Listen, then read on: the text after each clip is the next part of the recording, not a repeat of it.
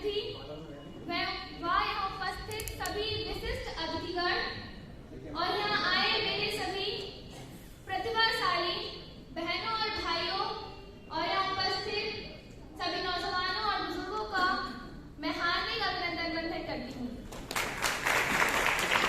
साथ ही आज के इस फंक्शन को ऑर्गेनाइज करने वाली समिति दीपक परिवार के सभी सदस्यों का भी तहे दिल से धन्यवाद करती हूँ। आओ चलकर आगाज करते हैं, आओ चलकर आगाज करते हैं। जो चल रहा है उसे छोड़कर एक नई शुरुआत करते हैं, एक नई शुरुआत करते हैं। आप सभी को मेरा नमस्कार। मैं आपकी बेटी मोनिका सिंह धनगर। सच कहूं तो मैं आज इस समारोह में अपने भाइयों और बहनों से सीखने के लिए आई हूँ। बस इसी बीच अपने कुछ विचार आप सभी के सामने रखना चाहूंगी। आज इस समारोह में अपने धनगर समाज के प्रतिभाशाली बहनों और भाइयों का सम्मान होता हुआ देख मन में एक नई ऊर्जा पैदा हुई, एक नई एनर्जी डेवलप हुई। अपने समाज, अपने देश का एक मजबूत और यूनाइटेड फ्यूचर दिखाई दिया, एक उज्जवल भविष्य दिखाई दिया। जानना चाहेंगे क्यों? Because our future, the future of our society, our country is just like a white sheet of paper. क्योंकि हमारे समाज, हमारे देश का भविष्य केवल एक सफेद कागज की तरह है, केवल एक सफेद कागज की तरह। And I have the pen. Yes, the youth of our society, our country have the pen, and it's totally depend to our youth that what they ink down to that white paper. हमारे देश का भविष्य, हमारे समाज का भविष्य एक सफेद कागज की तरह है और हमारे देश के युद्ध नौजवानों के हाथ में है वो पेन, एक पेन। आपको समझ में आता है इसका मतलब क्या है? इसका मतलब है कि हमारे देश का भविष्य हमारे समाज के नौजवानों पर, हमारे समाज की युवा शक्ति पर निर्भर करता है, पूरी तरीके से इन पर निर्भर करता है।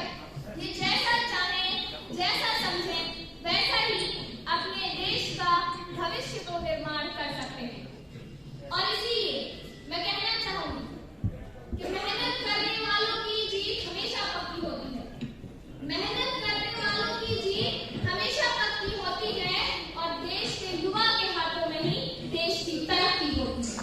देश के युवा के हाथों में ही देश की तरक्की होती है और आप सभी के हाथों में ही तरक्की। और यहाँ उपस्थित मेरे सभी भाई बहन तो जानते ही होंगे कि अगर हमें अपने देश का बेहतर भविष्य का निर्माण करना है तो उसके लिए जरूरी है मेहनत करना, स्ट्रगल करना, अपने लक्ष्य की ओर ध्यान देना और एक सही दिशा पर चलना।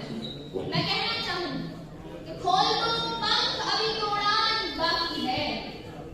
खोल दो पंख, अभी तो उड़ान बाकी है और ये जमीन नहीं है मंजिल हमारी, अभी तो पूरा आसमान बाकी है, अभी तो पूरा आसमान बाकी है। सच कहूं ना तो ये युद्ध, युवा, इट्स नॉट एन एज। यह केवल एक उम्र नहीं है, यह केवल एक उम्र नहीं है। युद्ध इज अ पॉजिटिव थिंग। युवा तो एक सकारात्मक सोच है, एक पॉजिटिव थिंकिंग है, एक ऐसी सोच है युवा जो निरंकुश है, अनस्टॉपेबल है, एक ऐसी सोच जिसे कोई नहीं रोक सकता। सच कहूं तो प्रभात की शोभा, संध्या की बेला, चंद्रमा की शीतलता और रेत की तपती दुपहरी और ज्वालामुखी की आग है युवा, ज्वालामुखी की आग है युवा। युवा के हाथों में ही एक ऐसी शक्ति है जो अपने देश का भविष्य का निर्माण करती है, जो आने वाले